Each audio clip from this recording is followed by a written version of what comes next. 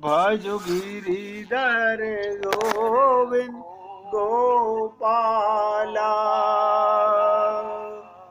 भजो गिरिधर गोविंद गोपाला, भजो मुरली मनोहर नंद लाला, भजो मुरली मनोहर नंद लाला, भजो गिरिधर गोविंद गोपाला, भजो गिरिधर गोविंद गोपाला, भजो मुरली मनोहर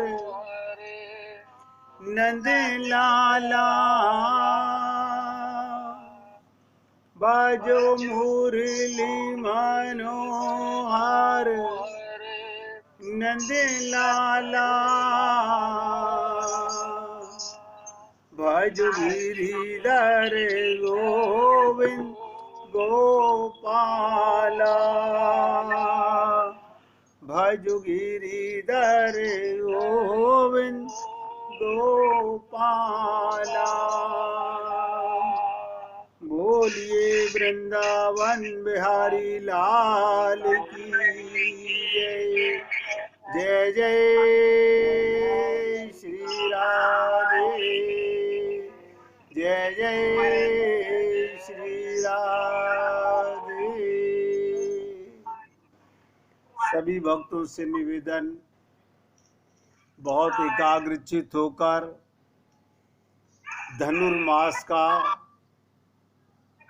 और सत्संग का एक एक शब्द हृदयंगम करने का प्रयत्न करें।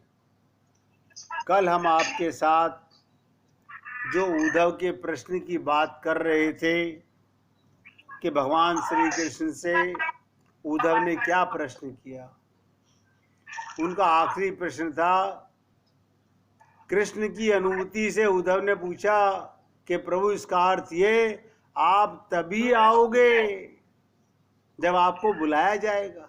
ध्यान दीजिएगा, क्या संकट से घिरे अपने भक्त की मदद करने आप स्वतः नहीं आओगे?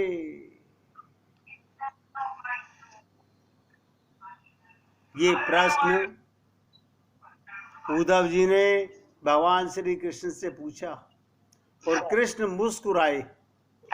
उद्धव, इस सृष्टि में हर एक का जीवन उसके स्वयं के कर्म फल के आधार पर संचालित होता है। हमारे कर्म ही फल रूप में हमें प्राप्त होते हैं, ना तो मैं इसे चलाता हूं और ना ही इसमें कोई हस्तक्षेप करता हूं। भगवान कहते हैं जैसे कर्म करेगा वैसे फल देगा भगवान, मेरा काम तो फल देना है। और भगवान एक बहुत बड़ी विचित्र बात कहने जा रहे हैं कि मैं केवल साक्षी हूं। साक्षी मतलब सदैव तुम्हारे नजदीक रहकर जो हो रहा है उसे देखता हूं, यही ईश्वर का धर्म है। भगवान किसी को टोकते नहीं, रोकते नहीं, आप कर्म में स्वतंत्र हैं, कर्म का फल भगवान देते हैं।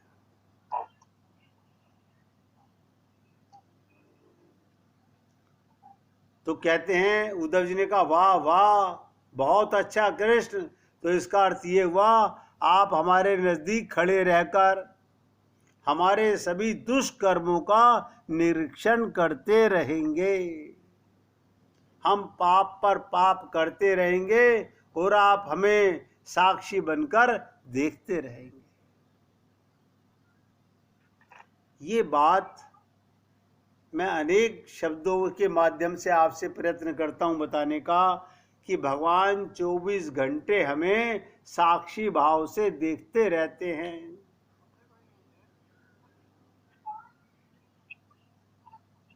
तो उद्धव जी ने पूछा आप क्या चाहते हैं कि हम भूल करते रहें, पाप की गठरी बांधते रहें और उसका फल भुगतते रहें? ये उल्हाना देते हुए उद्धव ने कहा। तब भगवान श्री कृष्ण ने बड़ी विचित्र बात कही, उद्धव तुम शब्दों के गहरे अर्थ को समझो। ध्यान से सुनिएगा, क्या कहा? तुम शब्दों के गहरे अर्थ को समझो, जो कि आप और हम लोग समझ नहीं पाते हैं।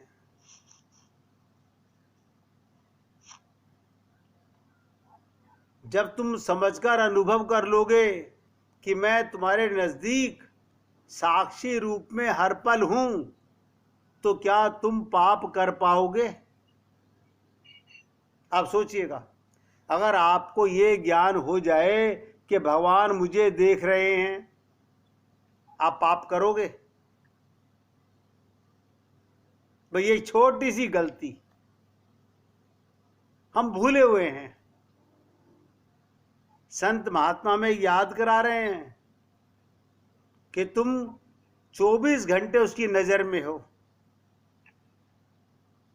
मैं अनेक बार आपसे निवेदन करता हूं कि तू नजर में है किसी और की, तुझे देखता कोई और है, तू चीज है किसी और की, तुझे मानता कोई और है।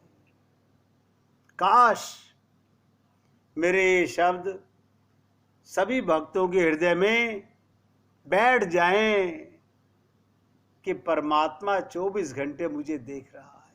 बस इतनी सी बात है।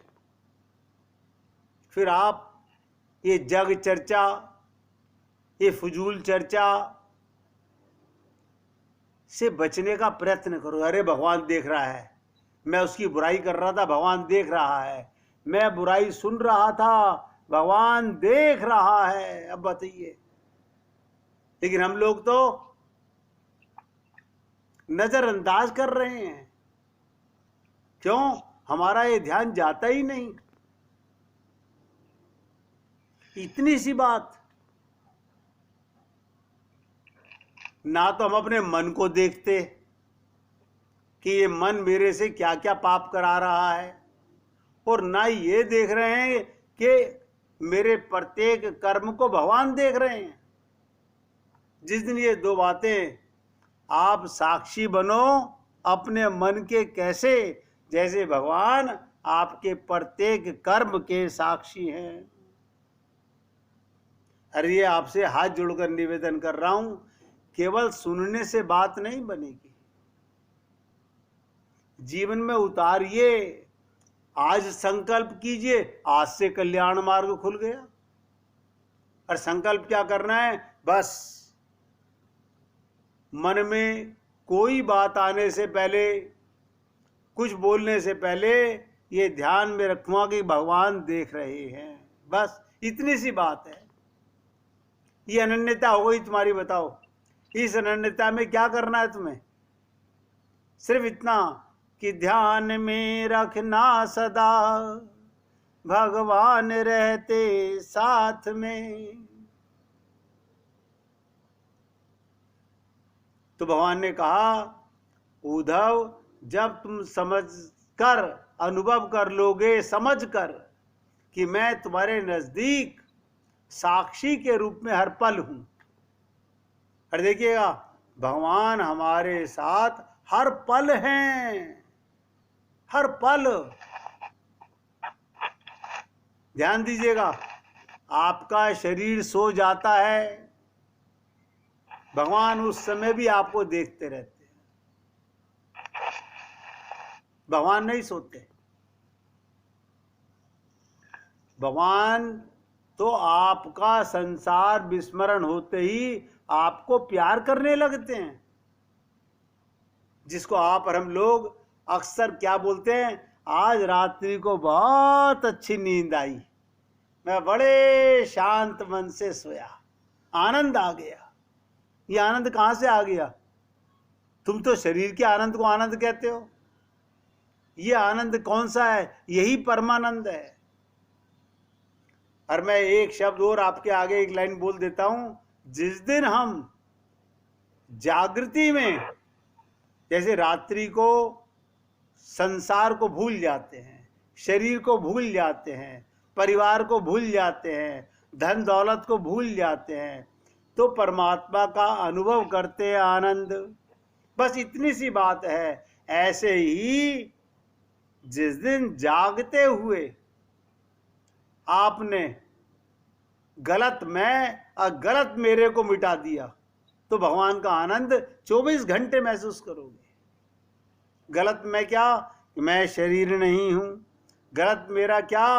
ये जो कुछ मैंने अपना माना हुआ है ये कोई मेरा नहीं है। इसी को कहते हैं स्वप्नवत संसार पर क्यों व्यर्थ मोहित हो रहे हो। तो भगवान ने कहा कि उद्धव, जिस जीव ने ये एहसास कर लिया कि मैं देख रहा हूं, आप देखिएगा, आप जमाने से कुंडा लगा लीजिए। आप टॉयलेट में जा रहे हैं, हाँ, आपने चटनी लगा ली, हाँ लगा ली। संसार तुम्हें नहीं देख रहा, भगवान तो तुम्हें देख रहा है। उससे पर्दा कैसे करोगे? बहुत छोटी छोटी सी बातें हैं। तो भगवान कहते हैं तुम निश्चित रूप से कुछ भी नहीं कर सकोगे। जो करोगे मुझे ध्यान में रख के करोगे। बस जब तुम ये भूल जाते हो और ये समझने लगते हो कि मुझसे छुपकर कुछ भी कर सकते हो। एक एक शब्द पे ध्यान दीजिएगा। कल मैंने पूरी बात ना बता के आपसे निवेदन किया था, कल इसको पूरा करूंगा। जब तुम ये भूल जाते हो, ये समझने लगते हो कि भगवान से छुपकर कुछ भी कर सकते हो, तब ही ये जीव मुसीबत में फंस जाता है। यही हमारी भूल है। अरे इसी जन्म की नहीं है, अनंत जन्मों की यही भूल है। देखिएगा, हम कहीं चोरी करना चाहें तो मन में आता है अरे वीडियो कैमरा लगा हुआ है, चोरी मत करो, पकड़े जाओगे। लेकिन यहां ध्यान नहीं आ रहा कि 24 घंटे भगवान का कैमरा ऑन है। बताइए, इसमें कौन सी तुम्हें पाठ करना पड़ रहा है, कौन सी पूजा करनी पड़ रही है, कौन सा जप तप करना पड़ रहा है, कौन से मंत्रों का उच्चारण करना पड़ रहा है। सिर्फ इतनी सी बात ही तो कह रहा हूं कि भगवान देख रहे हैं। अरे भगवान स्वयं कह रहे हैं। आज की इस 22वें पासुर में गोदा जी भी अनन्य भाव की बात कह रही हैं। कल के 21वें पासुर में गोदा जी ने कहा हम अभिमान शून्य होकर आई हैं। ये जीव आगे कब बढ़ेगा? दो बातें। एक तो अभिमान शून्य हो जाए। किस बात का अभिमान है? हम सोचें, क्या मैं कुबेर हूं धन के अंदर? क्या मैं ज्ञान में बृहस्पति हूं? क्या मैं सौंदर्य में कामदेव हूं? भाई किसी चीज का तो अभिमान होगा ना। तो कल गोदा जी, लक्ष्मी जी हम पे कृपा करके बता रही थी कि भगवान के करीब जाओ तो अभिमान शून्य होकर के जाओ। और आप लोग तो ये सुन चुके हो कि नारद जी भी अहंकार के बस में आ सकते हैं। फिर आज गोदा जी अनन्यता की बातें करती हैं और क्या कहती हैं? हे श्याम सुंदर, हमने सभी गोप कन्याओं को उनके घर जा जाकर जगाया है, उनको उठाकर यहाँ ले आई हैं। आज तक हमने जो कष्ट भोगे हैं उनकी सफलता के लिए आपके पास आई हैं। आपके पास आई हैं। और हम आशान्वित हैं कि हमें पूर्ण सफलता मिलेगी। कभी निराश नहीं होना चाहिए। संसार से आशा करना मूर्खता है। आशा भगवान से कीजिए। और जो बोलने जा रहा हूं उसको बहुत ध्यान से सुनिएगा। अनादिकाल से देह को ही अपना स्वरूप मान प्रत्येक जीव अभिमान कर रहा है। मैं राजा हूं, मैं आईएएस ऑफिसर हूं, मैं डायरेक्टर हूं, मैं जनरल मैनेजर हूं। ये तो सीट है, ये तुम तो नहीं हो। कैसा अभिमान कर रहे हैं हम लोग। अरे आपको तो इन सब से ऊपर उठा दिया गया। जब आपसे निवेदन किया गया कि ईश्वर अंश जीव अविनाशी, चेतन अमल सहज सुख राशि, बताइए। अरे आपको राजा का बेटा होना ज्यादा बढ़िया है या परमात्मा की संतान होना ज्यादा बढ़िया है? सोचिएगा। हमें तो हमारे गुरुदेव ने ये ज्ञान कूट कूट के हमारे हृदय में भर दिया। हे अजन्मा अमर आत्मा, क्यों परेशान हो रहे हो? ज्ञान से मन को संभालो, लक्ष्य को क्यों खो रहे हो? इसलिए क्या कहती हैं, अनादिकाल से। और ये हम सबके लिए कह रही हैं, ध्यान दीजिएगा इस पॉइंट को। अनादिकाल से, ये इसी जन्म की बात नहीं कर रहा हूं। हम अनादिकाल से देह को ही अपना स्वरूप मानते रहे। मैं पुरुष हूं, ये स्त्री है। मैं ब्राह्मण हूं, ये क्षत्रिय है। मैं वैश्य हूं, ये शूद्र है। मैं हिंदुस्तानी हूं, ये पाकिस्तानी है, ये अफगानिस्तानी है। ये हमारा परिचय है। आप स्वर्ग लोग जा चुके, ब्रह्म लोग जा चुके। ऐसा कोई लोग संसार में नहीं जहां आप नहीं जाके आ चुके। ऐसी कोई योनि नहीं जहां आप नहीं होके आ चुके। आप कहेंगे क्यों, क्या प्रमाण है? ये अंतिम मौका मिला है भगवान को पाने का।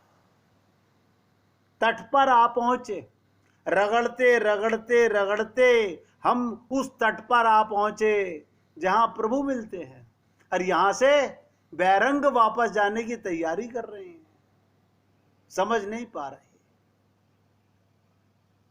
इसलिए मेरे भाइयों, आप जैसे पुण्य आत्मा, आप सोचिएगा, सत्संग के अलावा कोई ऐसा मार्ग नहीं है, कोई ऐसा मार्ग नहीं है। आज कोई सज्जन मुझसे चर्चा कर रहे थे कि जी हम तो निराकार के उपासक हैं। मैंने कहा निराकार भगवान नहीं है क्या? वो भी भगवान है। आपके हृदय में जो बैठा हुआ है वो निराकारी तो है। मैंने कहा और विशेष बात बता देता हूं, आप भी निराकार हो। आपका शरीर का आकार है, आत्मा का क्या आकार है? लेकिन आदि गुरु शंकराचार्य जी, वो भी ध्यान दीजिएगा, निराकार के उपासक थे, ब्रह्म के उपासक थे। लेकिन उन्होंने अपनी मां को आदेश दिया, शिक्षा दी कि माते, सगुण साकार की उपासना करना सरल है। और स्वयं आदि गुरु शंकराचार्य जी ने अपने चारों मठों में राधा कृष्ण की मूर्ति स्थापित कराई। क्यों?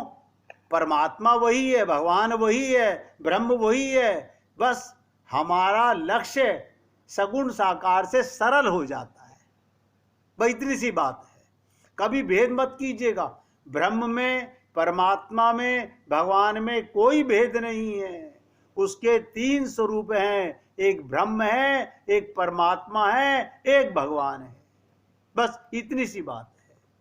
हमारा काम भगवान से सरल है। इसलिए आपसे निवेदन कर रहा हूं कि अनादिकाल से हम अपने को देह का स्वरूप मानते रहे। गोदा जी कह रही हैं, जिससे आपके संबंध से हम विहीन हो गई। हद है, कमाल कर दिया। संबंध हमने किससे माना? माता से, पिता से, पत्नी से, पति से, बेटे से, बेटी से। और मंदिर में झूठ बोल रहे हो, त्वमेव माता से पिता त्वमेव। आप अपने हृदय पर हाथ रखकर देख लीजिए सब। नाता एक राम जी से, दूजा नाता छोड़ दे। ये छोड़ दे आत्मा का। अब तो हमें आत्मज्ञान हो जाना चाहिए। यही तो ज्ञान है, और कोई ज्ञान नहीं है। क्योंकि आत्मा होते ही परमात्मा की तरफ दौड़ लगने लगेगी, छलांग लग जाएगी।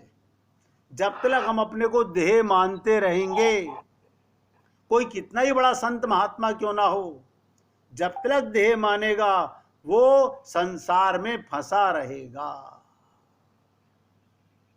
देह में रहना पाप नहीं है, लेकिन देह मानना पाप है। बस इतनी सी बात है।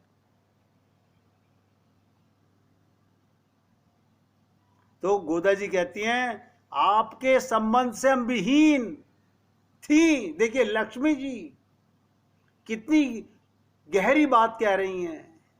अरे हम लोगों के जीवन में कोई सदगुरु ना आता, संत महात्मा ना आता, तो हम तो ऐसे ही आए, कमा के और वापस मर के चले जाते।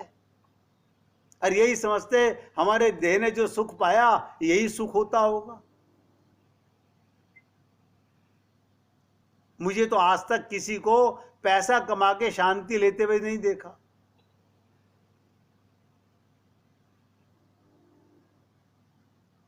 इसलिए आप ये सोचिएगा, नारायण हम पर कितनी कृपा कर रहे हैं कि लक्ष्मी जी के माध्यम से हमें समझवाने का प्रयत्न कर रहे हैं।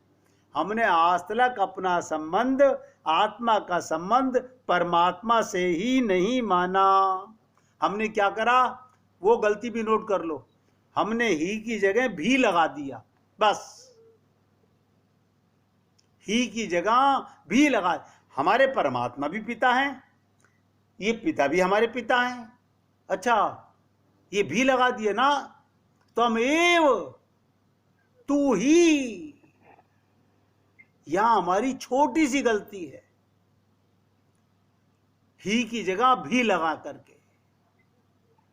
इसलिए मैं तो आप लोगों का सेवक हूं, अपने को दास मानता हूं, और भगवान से यही प्रार्थना करता हूं कि हे गोविंद, मेरे आखिरी सांस तक पुण्य आत्माओं की सेवा मुझसे कराते रहना।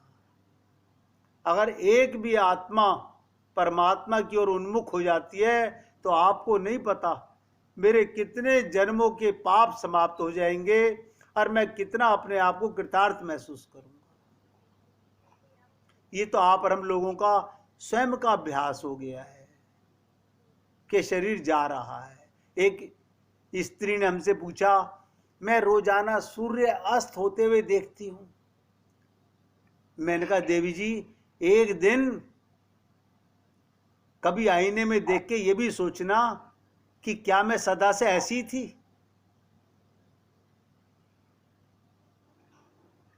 तब आपको महसूस होगा, सूर्य को तो रोज अस्त होते हो, ये रोज उगाता है, लेकिन तुम तो रोज नहीं उगती। जो कल जा चुका वो खत्म हो चुका। बहुत गहरी गहरी बातें हैं। आज बिना किसी साधन के, गोदा जी कहती हैं, आज बिना किसी साधन के आपके सनिधि हम प्राप्त हुई हैं। साधन की कोई जरूरत नहीं है। साधन तो इस मन को समझाने के लिए है। बहुत ध्यान से सुनिएगा, यह भी बड़ी गहरी बात है। आप जितने भी साधन करते हो मन को समझाने के लिए, मन को भगवान को पाने का साधन, भगवान तो मिले ही हुए हैं। इसलिए हमारी साधना है हमारा मन एकाग्र कैसे हो। धन्य है गोदा जी जिन लक्ष्मी